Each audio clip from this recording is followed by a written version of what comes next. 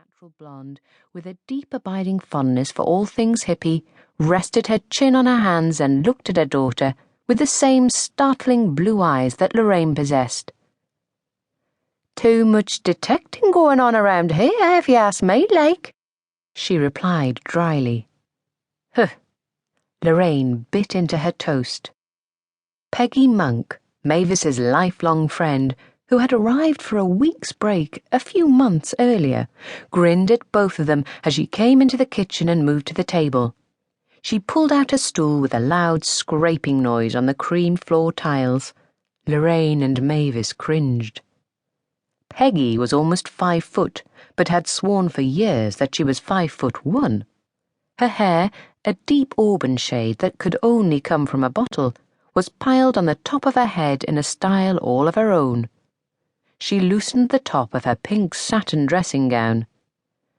"Phew, warm in here this morning, innit?"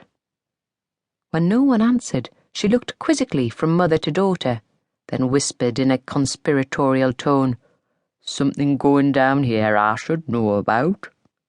Lorraine closed her eyes and counted to 10. She had enough on her mind today without Peggy coming over all suspicious-like. It was hard getting Richard Stansfield's death out of her head.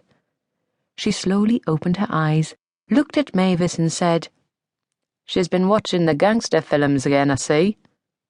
Smiling, Mavis raised her eyebrows as she gave a slow, exaggerated nod. "I am here, you know," Peggy said before quickly leaning over and taking a huge bite of Lorraine's toast. "And don't I know it?" Lorraine glared at the remains of her toast.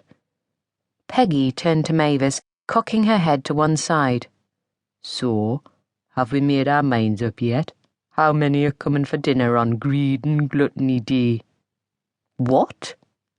Lorraine frowned at Peggy for a moment. She had been thinking about Debbie Stansfield. P.C. Carter had broken the news to her, but she had not believed him, and she had not believed Lorraine an hour later either. "What?" she said again, before realizing that the older woman meant Christmas Day. Shaking her head, although secretly agreeing with her, Lorraine rose, pushed her stool under the table without an accompanying scrape, and said, "Okay, I'm off. See yous two later. Much later." "Nice suit, kiddo." Peggy felt the dark blue cloth of Lorraine's trouser suit as she passed. "If there's butter on them sausages that you call fingers, I'll personally have you deported." "Tut, tut, such a thing to say to your only godmother who worships the ground you walk on."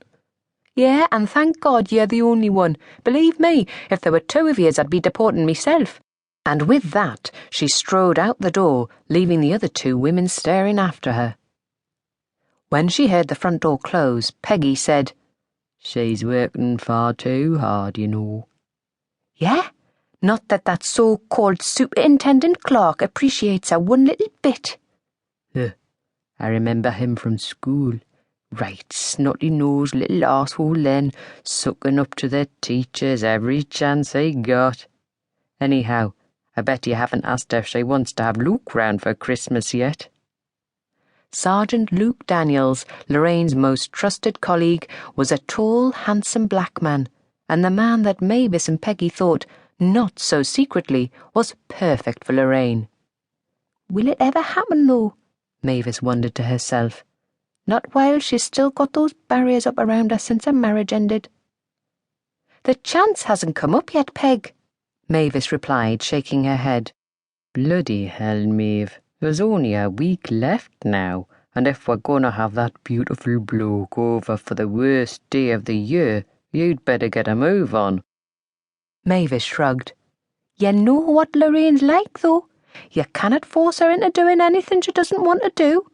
And remember, she's going to have a hard time trusting anyone after John." Peggy tutted as she poured herself a cup of tea from the pot. She knew what she'd like to do to John if she ever got her hands on him. It wasn't only that he had lied to Lorraine before and during their marriage. He had lied to her about a fundamental part of his personality, and he didn't even have the guts to own up to it. Lorraine had found out just what sort of man she had married when she went into a gay club undercover and discovered him with someone else. another man. At least John was doing the decent thing by not contesting the divorce. Mavis had confided to Peggy.